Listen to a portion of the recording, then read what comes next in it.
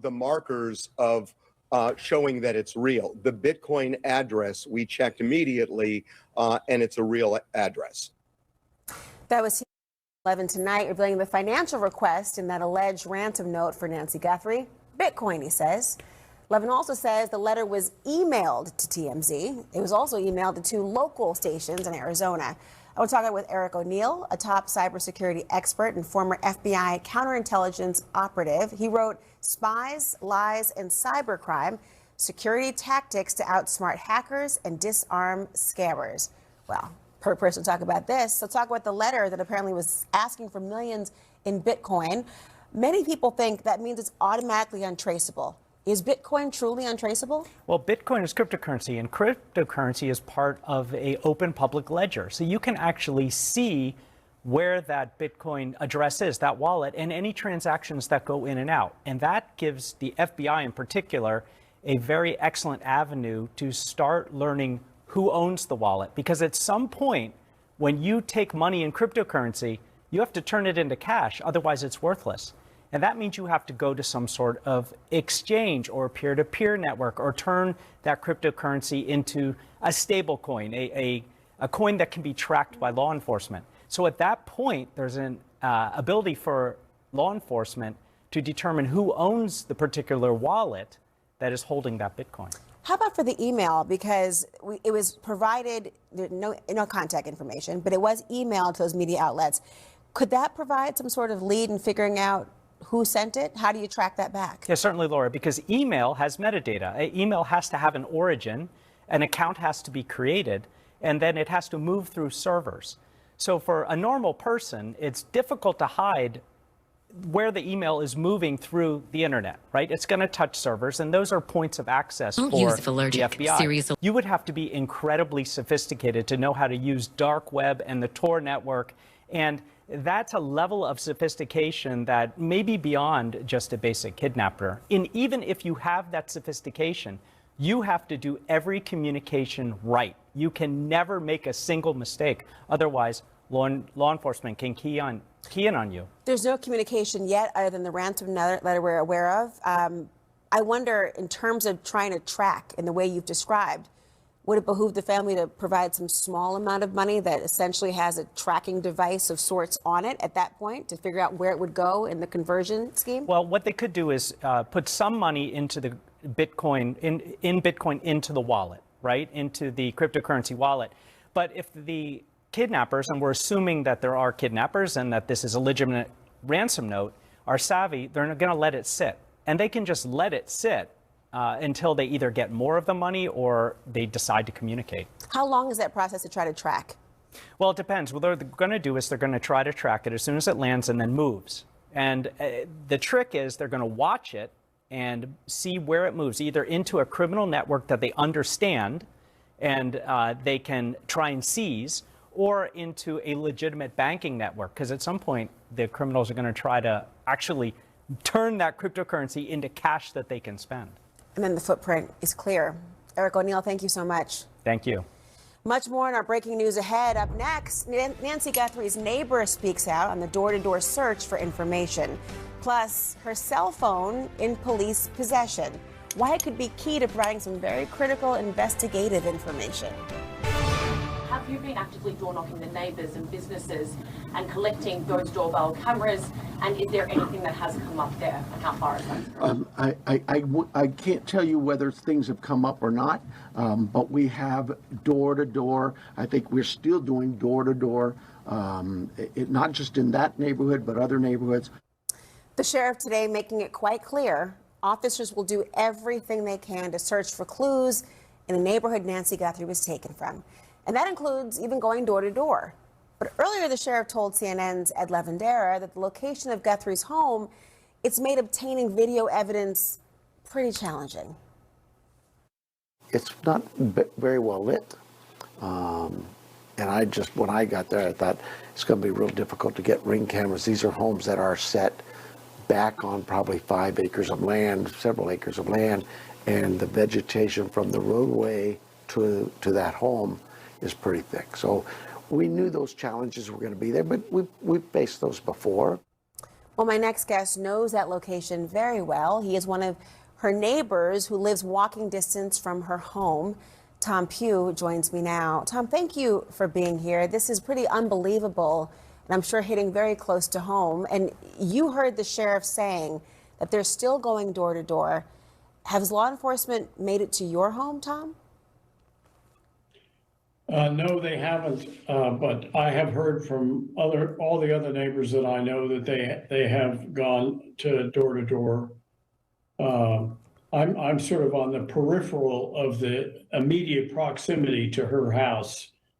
So I expect they'll be here, but I think you probably heard earlier there have been a lot of helicopters over here in search and rescue, and you know, the organization that I'm a member of, the communications person, the Catalina Foothills Association, has sent email blasts to 1,500 homes or so, urging everybody to also completely cooperate with the police and to offer any information they may have that has not been normally discovered through the police methods so far. I certainly hope you're able to do that around the community. And I mean, some people, they don't know your community very well. They're making a lot of assumptions that these homes would have elaborate security or surveillance systems and be able to see what's happening at others' homes.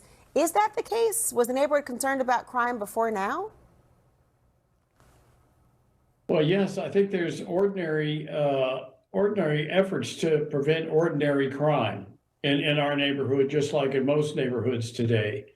And people do have surveillance. They are alert. It's a very self-supporting neighborhood where the people take care of each other and look out for each other. But Laura, you got to admit, this is such a strange one-off crime. You know, I've been watching your program up to now, and you know, as everybody has noted, I mean, I can't speak to the criminal nature of this thing, but the fact that there are no tire tracks and that it clearly must have taken more than one person and that there's no trace so far, in spite of my association's effort to encourage people to keep looking, and the sheriff, FBI, I don't sense that there's a fall off in our normal attention to security.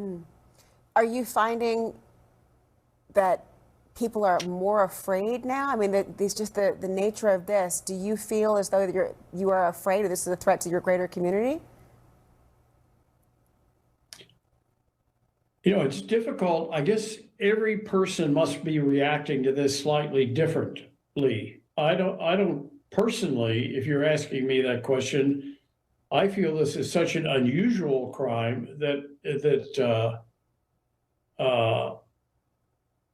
it seems unlikely that it will be repeated, or that you know, surely there aren't people traveling around the neighborhood in vans waiting to abduct 84-year-old women. You know, it has a strange nature about it.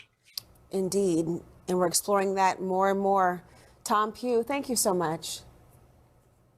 Thank you, Laura. Appreciate all your staff has done and said to us out here. Really grateful. Thank you. I'm glad to hear that. I'm grateful for you to be on today and share. Awful. Thank you so much.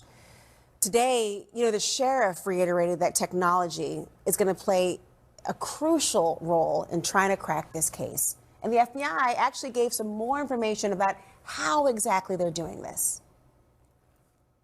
We are actively reviewing and analyzing information from all digital sources, which includes banks, social media companies, phone companies, and any other organizations where a digital footprint could have been captured. All this information provides data points and helps put the picture together. Well, I'm joined now by Jeff Bennett. He's a retired FBI special agent who actually specialized in analyzing cellular data to try to solve crimes. Well, Jeff, describe what are the capabilities the FBI would have when it comes to locating a missing person or a suspect using the cell phone data? Yeah, there's been a lot of talk in this case about DNA evidence. And when we talk about cell phone evidence, it's really like electronic DNA for our lives.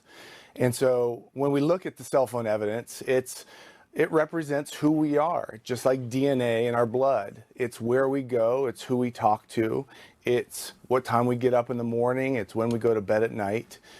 It's if we speak to somebody new, it's if we stop speaking to somebody in our life. It represents who we are.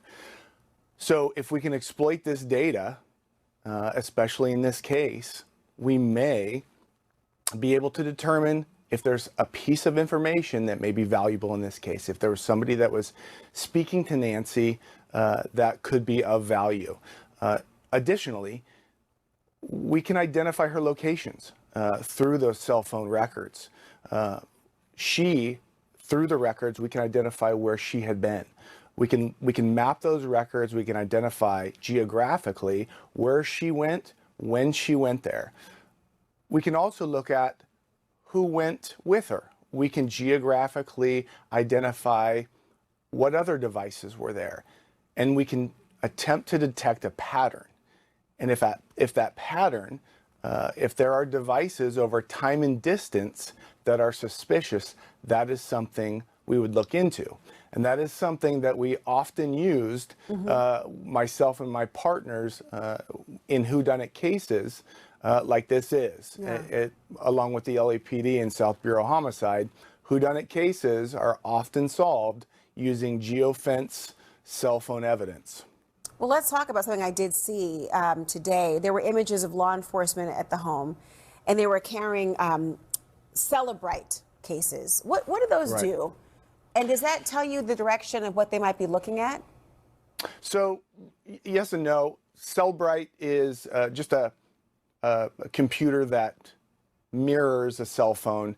It also mirrors and copies deleted or obfuscated files. So it copies a cell phone, quite simply. There's nothing more than that.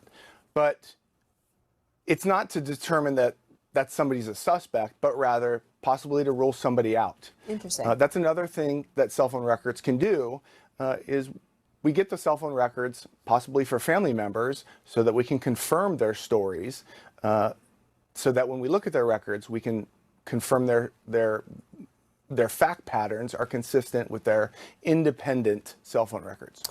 Digital alibis. Really quickly, I know, Jeff, we have no time, but we've been hearing from investigators that Nancy Guthrie has a pacemaker, and this is interesting, that was disconnected from her cell phone. Many have been wondering whether that could possibly be tracked. Could it? Well, it depends on how that cell phone maker was built. Generally, they are radio frequency established. They're radio frequency connected to a base station. Best way to think about a pacemaker is kind of like an AirTag. It needs a device, whether it's a cell phone or a base station, to kind of springboard the information to a host. Jeff Bennett, thank you so much. You're welcome. The reward for any information that helps find Nancy Guthrie is now $50,000. If you know anything, can you please dial 1-800-CALL-FBI or contact the local sheriff's department at 520-351-4900. Up next, President Trump says the country should move on